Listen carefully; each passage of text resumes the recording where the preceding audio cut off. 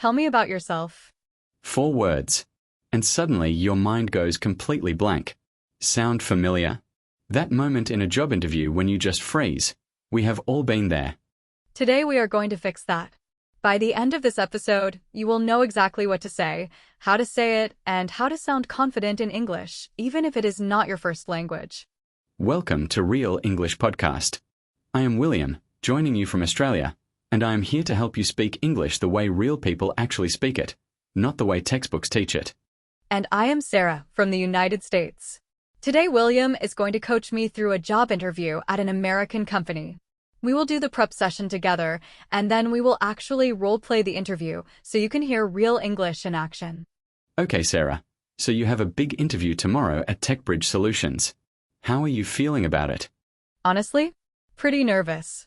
I know my field really well, but I always struggle when I have to talk about myself in English. It feels so awkward. That is totally normal. Let us start with the basics. The very first thing they will ask is, tell me about yourself. What would you say? I studied marketing, I worked at 2 companies, and now I want a new job? Not bad, but let us make it stronger. Think of it as 3 parts: your background, what you are doing now, and why you are here. And please, do not just list your resume. Tell a small story.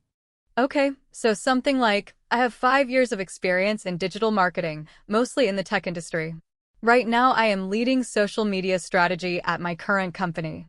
I think I would be a good fit for TechBridge because I love working with data and I want to grow into a more senior role. Much better. That is clear, confident, and it ends by connecting to the company. Now, the question everyone dreads. What are your strengths and weaknesses? Ugh, I hate the strengths and weaknesses question. For my strengths, I think I am really organized and I am good at working with teams. But for weaknesses, do I actually tell the truth? Yes, but be smart about it. Pick a real weakness, but show that you are already working on it. Never say something like, I work too hard. Interviewers have heard that a million times and it sounds fake. So I could say something like, one area I am working on is public speaking. I used to get very nervous presenting to large groups, so I joined a local Toastmasters club 6 months ago, and I have already seen a big improvement. Perfect. That is honest and it shows initiative. Speaking of which, they will probably also ask if you are a team player. How would you answer that? I would say yes, I really enjoy collaborating. At my last job, I was the person who always organized team check-ins and made sure everyone was on the same page. I think being a team player also means knowing when to listen and when to speak up. Excellent. One last thing before we roleplay. Always take initiative at the end of the interview and ask your own questions. It shows you are genuinely interested. Good point. And I know I should follow up after the interview too, right? Like send a thank you email? Absolutely. Always follow up within 24 hours. A short, polite email thanking them for their time goes a long way. All right, are you ready for the roleplay? Before we get to the interview roleplay, let us review the key phrases from that coaching session. These are the words and expressions that will actually get you hired. First, be a good fit. This is one of the most useful phrases for interviews.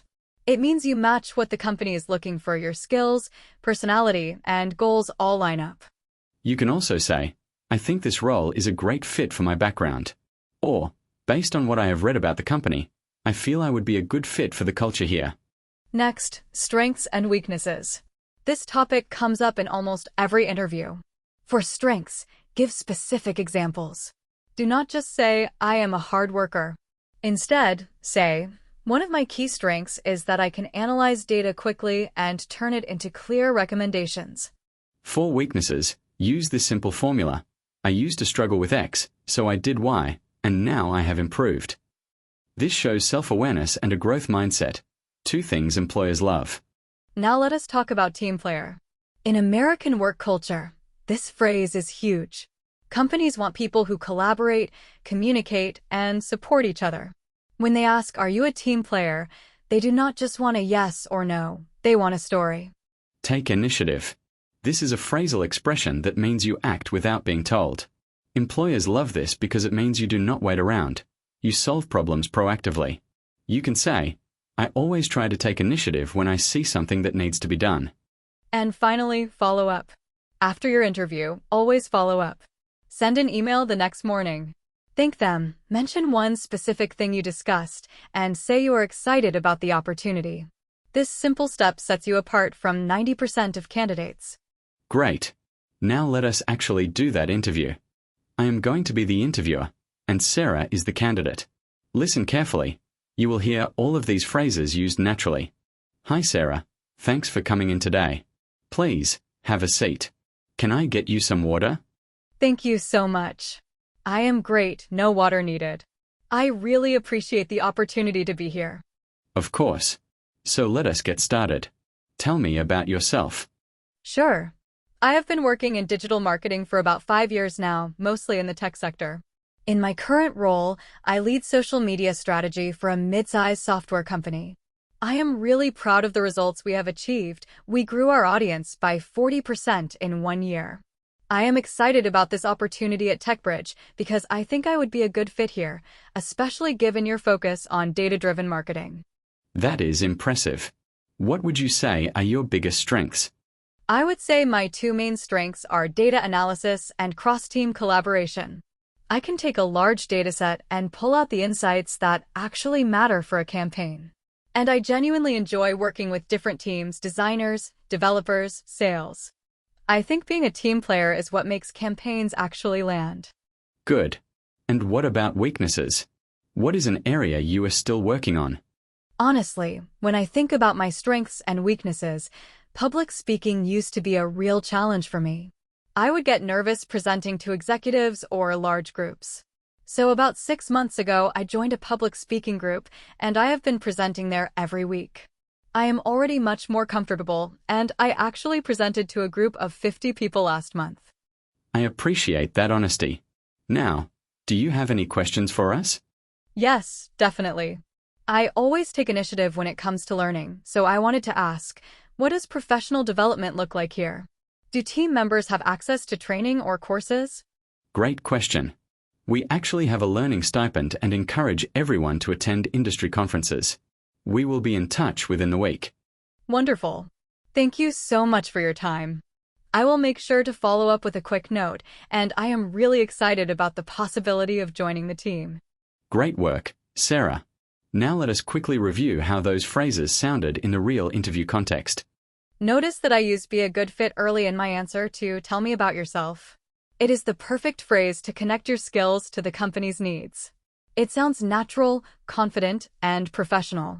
When Sarah mentioned team player, she did not just use the word, she gave a concrete example. That is the key.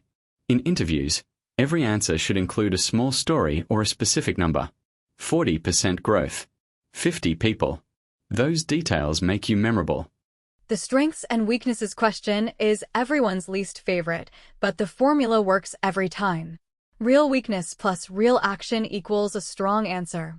Never dodge it, never fake it. And notice how Sarah used take initiative when asking her own question. She did not just ask about training, she framed it through her own personality. That is smart. It tells the interviewer who you are, even in your questions. And follow up, do not skip this step. A short, warm thank you email the next morning is something most candidates do not do. It takes 3 minutes and it genuinely makes a difference. Now let us repeat the key phrases slowly. Listen and repeat out loud. I think I would be a good fit for this role. One of my biggest strengths is my ability to collaborate across teams. I always try to take initiative when I see something that needs to be done. I am a real team player. I love collaborating with different departments.